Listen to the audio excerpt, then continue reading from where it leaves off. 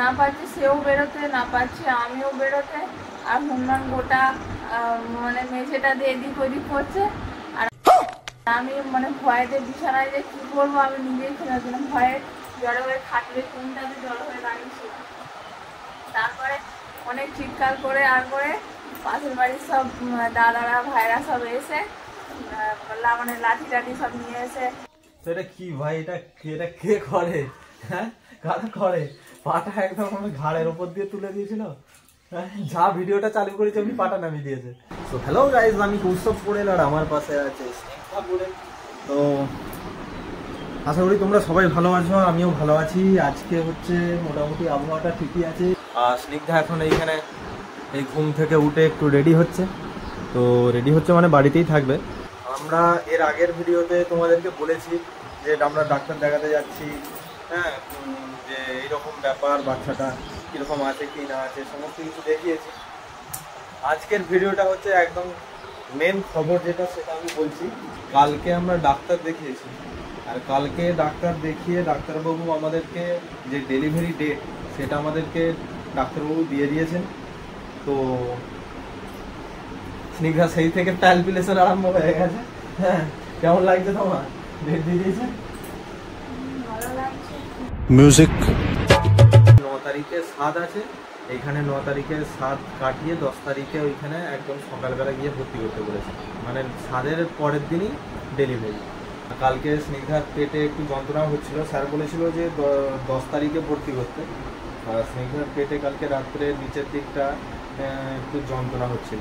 যেই থেকে স্নিগ্ধা মানে প্রেগনেন্ট হয়েছে সেই থেকে কত রকমের যে সমস্যা হলো। কারণ হচ্ছে যে তোমার 2 মাসের 3 মাসের বেলায় একবার একটা সমস্যা হয়েছিল। 7 মাসের বেলায় হচ্ছে হনুমান ঢুকে গেল এই ঘরটার মধ্যে। স্নিগ্ধা এইখানে আর হনুমান এইখানে, আর হচ্ছে গেট বন্ধ খতম। এই ঘরটার মধ্যে হনুমান আর স্নিগ্ধা দুজনে একসঙ্গে আছে। 5 মিনিট দুজন মিলে কুস্তি করেছে নাকি? 10-15 মিনিট। কি হনুমান আর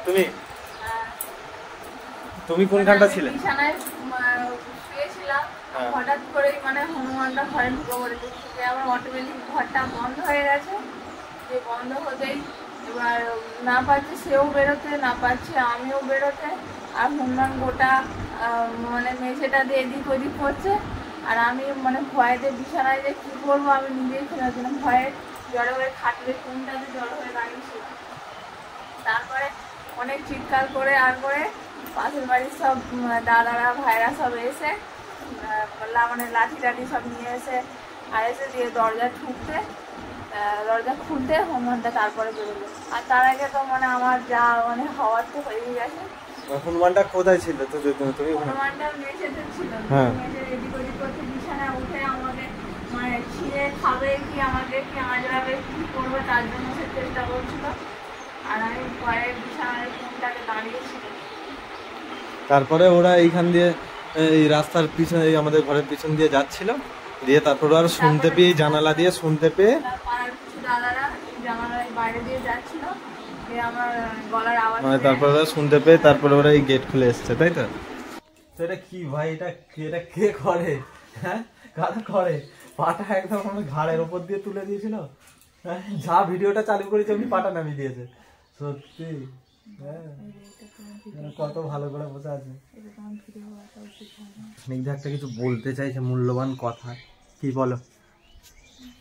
আমি বলতে চাইছি ও আমাকে মানে এমন একটা ভাইটাল কথা বলবে বলছে, মানে এতটাই ভাইটাল ও কথাটা বলার আগে হচ্ছে যে আমাকে এমন ভাবে বললো আমি ভয়েতে এই খাটের কোণে চলে এসেছি। এখন কি বলবে জানে না, সেই নিয়ে একটু টেনশন। তো ওকে আমি যেটা বলবো বলছি, ডেলিভারির একদম শেষের দিকে চলে এসছে, আর মাত্র 7টা দিন বাকি।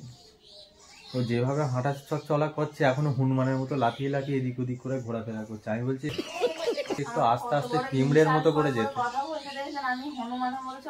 আমি বলছি একটু পিমড়ের মতো করে যাবে, হনুমানের মতো এমন ভাবে লাফিয়ে লাফিয়ে যাচ্ছে। আমি বলছি শেষের কটা দিন সাবধানে থাকবে, ওই বিছানার এক কোনটায় জড়ো হয়ে বসে থাকবে। যা হোক করে 7টা দিন কাটাও, এটাই হচ্ছে মানে ও ব্যাপার। বলছে যে বাইরে বাঘ ভালুক বেরোবে, এবার আমাকে ওই জন্য ভয়েতে বিছানার কোণেতে বসে থাকতে হবে। तो यही होते व्यापार। तो चलो हमारा वीडियो यहीं पर खत्म करते हैं। तो अच्छा लगा हो तो लाइक कर देना, और चैनल में नए हो तो मेरा चैनल को सब्सक्राइब कर देना। खत्म। तो चलो टाटा बाय बाय।